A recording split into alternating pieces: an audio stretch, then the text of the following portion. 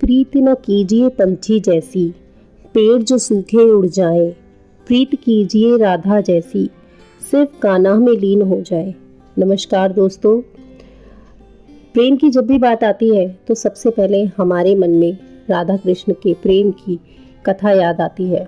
परंतु अधिकतर लोगों के मन में यह सवाल उठता है कि जब भगवान कृष्ण राधा रानी से इतना प्रेम करते थे तो फिर उन्होंने उनसे शादी क्यों नहीं की। अगर आपके मन में भी ये सवाल उठता है तो ये वीडियो आप लोगों के लिए अंत तक जरूर देखें। हिंदू धर्म के ग्रंथों के अनुसार देखा जाए तो बहुत सी कहानियां जुड़ी हुई है, जिसमें से एक कथा है कि राधा कोई और नहीं बल्कि श्री कृष्ण का ही एक रूप है। स्कंद पुराण की माने तो श्री कृष्ण को आत्माराम भी कहा जाता है, अर्थात अपनी आत्मा में रमण करते हुए आनंदित रहता है और आनंद की अनुभूति के लिए किसी अन्य की आवश्यकता नहीं होती।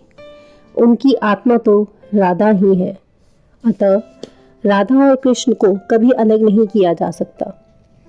ऐसे में फिर राधा और श्री कृष्ण का विवाह होना और बिछड़ने का सवाल ही नहीं उठता। श्री कृष्ण ने खुद को दोनों के रूप में प्रकट किया है। ये भगवान का एक मनोरम रूप है। पुराणों में उनके इस रूप को रहस्य, आध्यात्मक और दर्शन से भी जोड़कर देखा गया है। वही ब्रह्म वैवर्त पुराण में वर्णित कथा के अनुसार श्री कृष्ण के साथ राधा गोलोक में रहती थी। एक बार उनकी अनुपस्थिति में श्री कृष्ण अपनी दूसरी पत्नी विजया के साथ घूम रहे थे। तभी राधा वहां आ गई। विजय पर नाराज होकर वहां से चली गई। श्री कृष्ण के सेवक और मित्र श्री रामा को राधा का यह व्यवहार ठीक नहीं लगा और वह राधा को बुरा भला कहने लगे। राधा ने क्रोधित होकर श्री रामा को अगले जन्म में शंखचूड़ नामक राक्षस बनने का श्राप दे दिया। इस पर श्री रामा ने भी उनको पृथ्वी लोक पर मनुष्य रूप में जन्म लेकर 100 वर्ष तक कृष्ण विछोड़ का श्राप दे दिया। राधा को जब ये श्राप मिला था तब श्री कृष्ण ने उनसे कहा था कि तुम्हारा मनुष्य रूप में जन्म तो होगा, लेकिन तुम सदैव मेरे पास रहोगी। यही कारण था कि राधा और श्री कृष्ण का बचपन में विछोड़ हो गया। जबकि रामचरितमानस के बालकांड के अनुसार एक बार विष्णु जी ने नारद जी के साथ छल किया था। उन्हें खुद का स्वरूप देने के बजाय वानर का रूप दे दिया था।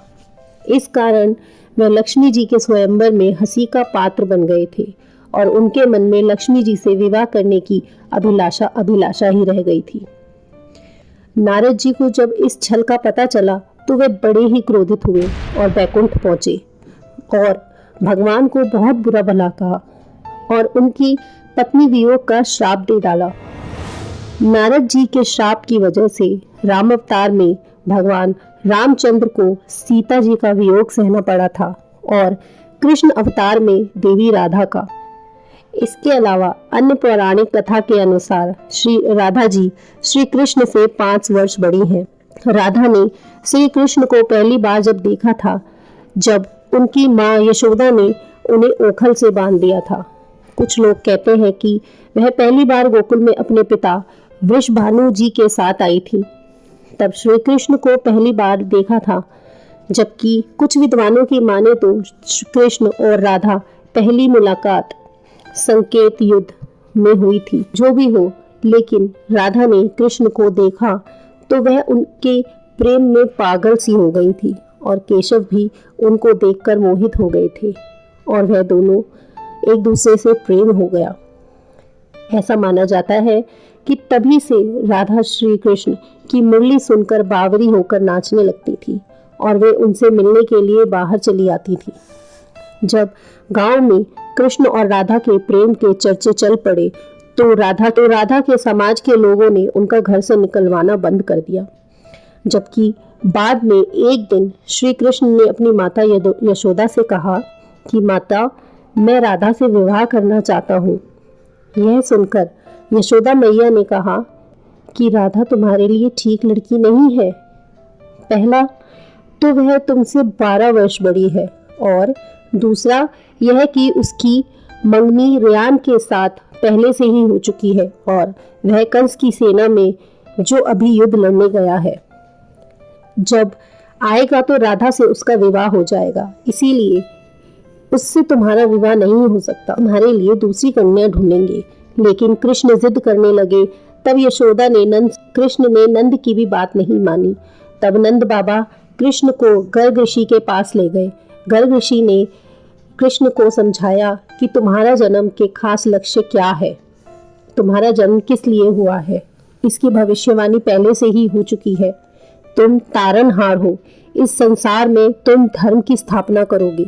तुम्हारे इस ग्वालन से विवाह करना ठीक नहीं है।